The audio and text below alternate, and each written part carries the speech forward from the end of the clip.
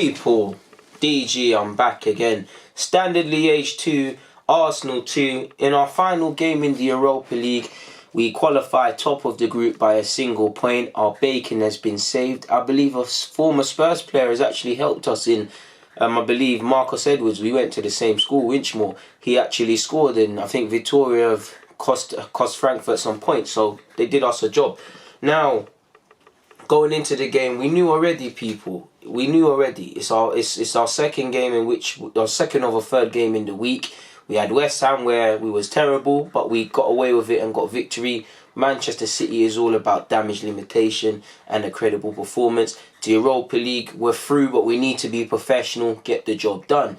There's obviously going to be a lot of rotations. You lot know me, I'm a big Tyrese John Jules fan, so when I see him on the bench, I had fingers crossed that he'd make his debut. It wasn't to be today. Zach Medley, a young, highly rated defender, centre-half by trade, rated highly from within the club, made the bench. We've all been calling for Mavropanos or wondering, like, what's the plan for him? Potentially, this is why he might not be playing, on top of the obvious having injuries, as to why he hasn't got regular football based on his performance today. But he was in the side. The Nelsons, the Emils, Lacazette's, David Luiz, players of senior players and young players that have been starved of football or haven't been in the immediate thoughts of Ljungberg based off the last game, were afforded a chance, people. He elected with a 3-4-3. Obviously, Kieran Tierney sadly is injured. We need to save Kolajanac's legs, so Saka was elected to do the job. There was a lot of talk about Medley doing that left back role, but Saka went into the wing back role, in which you've seen him do in Arsenal's academy and for England at youth level. And he's what I like about him, he's very humble. He will do his job in the best way he can, and what can I say? Now, going into the game, I feel first half, if I had to say who troubled the other team more, I would say Standard Liège. I think we rarely troubled their keeper of significance, and when we did, it was only really Bukayo Saka, and there was a couple of efforts he blazed over, and there was obviously a couple of other half chances players should have taken advantage of. But other than that, I feel Standard Liège, their captain Mpuku, whatever his name, showed some cute touches. Both teams showed some cute touches, but it was really poor from both sides in the final third.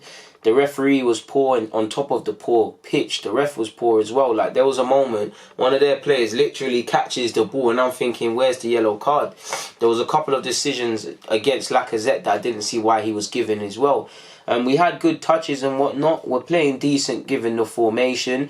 I must admit, how we're playing out from the back is very nervy. Specifically, in particular, Mavropanos and Martinez, very nervy. Martinez inviting pressure on himself. Mavropanos, obviously, he's been starved of top-level football. He is relatively new to this level, and he showed he's a novice, and potentially why he might not have got more chances. I'm not going to go too hard on him, but he was poor. I feel Guendouzi's my guy. I think he got ran rings around. He was being shown up in every aspect. I feel Joe Willock was quite poor today. I feel Maitland-Niles was in second gear. He wasn't as terrible as some others, but I felt he was in second gear. We were just very laxed all over the field. I feel for me, only Emil, probably a 6 out of 10. Saka, the standout. There weren't really anybody else doing anything for me. I felt Socrates was doing okay in terms of tackles, but as a team, we wasn't doing enough in the second half, and in the first or second half, and we just looked a bit frail. And we did the fluidity or the final end product or the precision in the final third wasn't there from both teams, but specifically Arsenal failed to display that. And considering, like, we can actually just confirm we're winning the group, there's a couple young G's on the bench, they can make their debut. Not that there's any first team players or players, I would say, that really have a realistic chance of starting against City, in my opinion. Potentially Saka, based on how he's played. Guendouzi's played on a regular basis this season, so he might. We could have afforded to, I guess, rest some legs, let people make their debut, and enjoy this, to be fair. Like I said, both teams failed to do anything of significance. I didn't like how I just felt our play was very sloppy. Granted, there was a lot of I was about to say substitution changes within the lineup, and there's a lot of young players, so you're going to lose a lot of the fluidity. But I did feel our playing out from the back was poor, and I did feel when men did have options. When men did have the ball in possession, very little options were just giving the ball back to them. I did like, well, not that I liked or disliked, but I see Ljungberg try and counteract the fact that we might not win the first and second balls. If you see when Martinez was taking the goal kicks, from time to time, Mavropanos was leaving his centre-half position and kind of going where the ball would land in an attempt to win the first and second knockdowns for our opponents. Emil had a good game in my opinion. He should have scored early on. He had a good chance, and he had another good chance where he tested the keeper well, showing he's not a winger, he wants to play inside. I feel Nelson was okay, but his decision making was quite appalling. His corners were poor. All the young players were poor today, but I'm standing by them and protecting them, and I still believe in each and every one of them, but they were poor. We were very poor. Like I said, no fluidity, long balls, playing out from the back not working. Long balls are troubling us. We've got no fluidity or any real rhythm in our play. We're just playing poorly.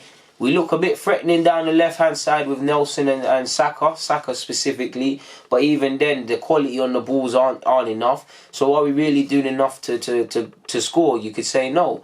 Half-time comes and Liege have done a good job, people. There's a reason I believe they're undefeated in a couple of games in the Europa League, specifically at home.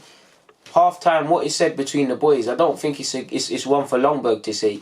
What is said. You could say Ljungberg potentially didn't need to go free at the back today, and could have just stayed to basics, but what should he say? The players need to know. They should know they need to play better.